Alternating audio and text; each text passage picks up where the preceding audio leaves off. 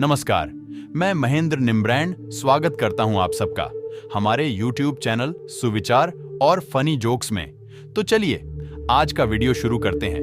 अपनी नींद को ध्यान में कैसे बदलें? देखिए, जो लोग आज की बिजी लाइफ में कुछ ज्यादा ही व्यस्त रहते हैं, उनका ध्यान जैसी चीजों के लिए समय नहीं मिलता, तो ऐसे लोगों के पास बस एक ही तरीका बचता है कि वह अपनी नींद को ही ध्यान में बदल दे।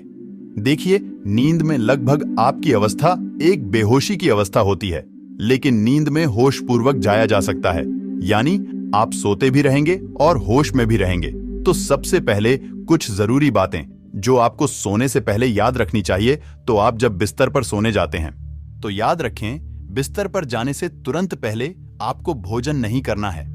आमतौर पर ज्यादातर ऐसा होता है कि आप रात्रि का खाना खाते हैं और तुरंत अपना फोन लेकर बिस्तर पर लेट जाते हैं और फिर थोड़ी देर आप वहीं सोशल मीडिया की बकवास देखते हैं या फिर इधर उधर की बेकार चीजें, और यह सब कुछ करने के बाद आप अंदर से और परेशान हो जाते हैं। अब इसमें आपको अच्छी नींद नहीं आने वाली।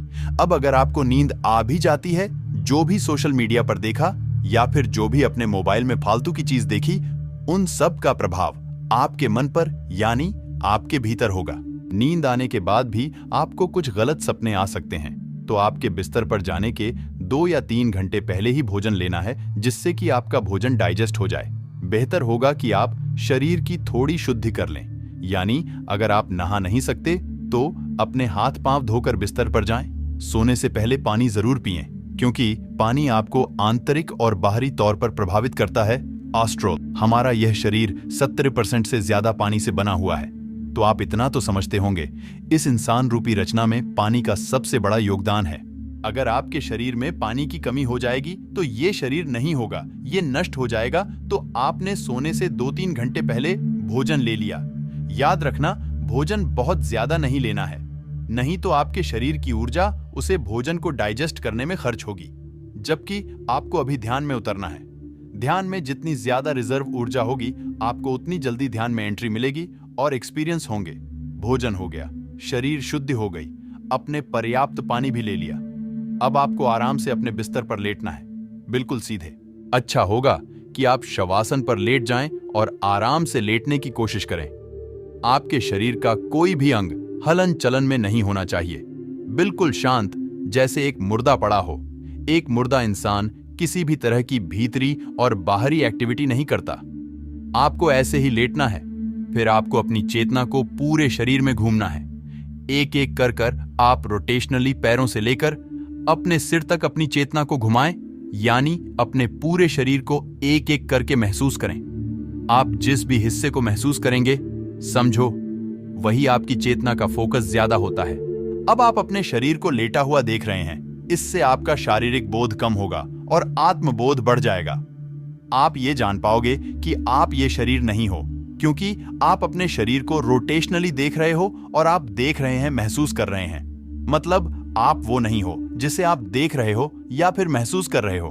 अब आप अपने मन को जांचो, देखो अंदर क्या चल रहा है, ये मन क्या चाहता है, मन में किस तरह के विचार चल रहे हैं।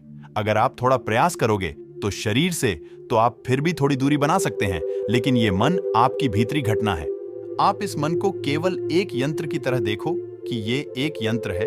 इस यंत्र में कुछ विचार चल रहे हैं, ये कुछ सोच रहा है, इसमें कुछ पुराने और कुछ नए अनुभव हैं।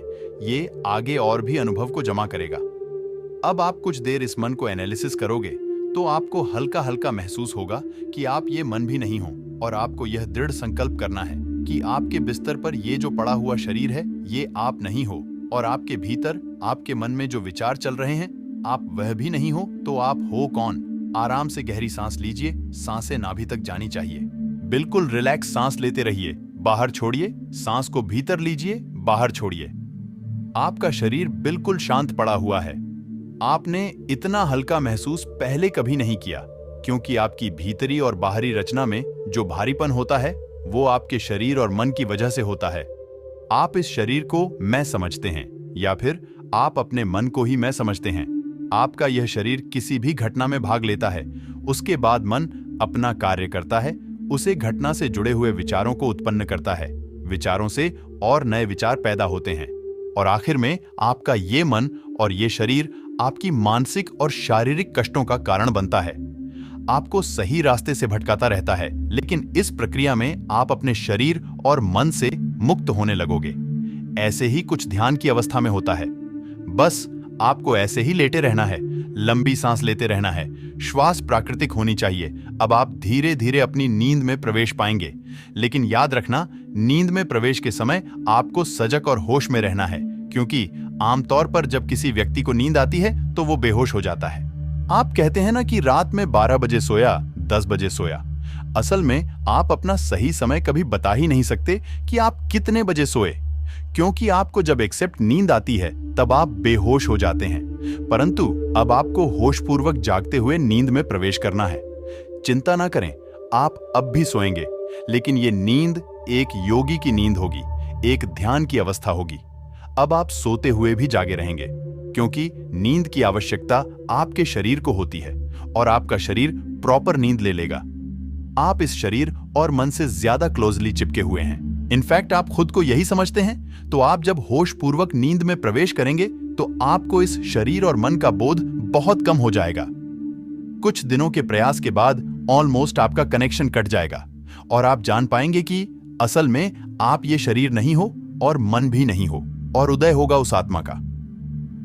आप उसका बोध कर पाएंगे। याद रखिए, होशपूर्वक नींद में ध्यान प्रवेश पाने के लिए आपको कुछ दिन का प्रयास करना पड़ेगा। यह प्रयोग एक ही दिन में सफल नहीं होगा, और क्या पता किसी व्यक्ति का पहले दिन ही लग जाए।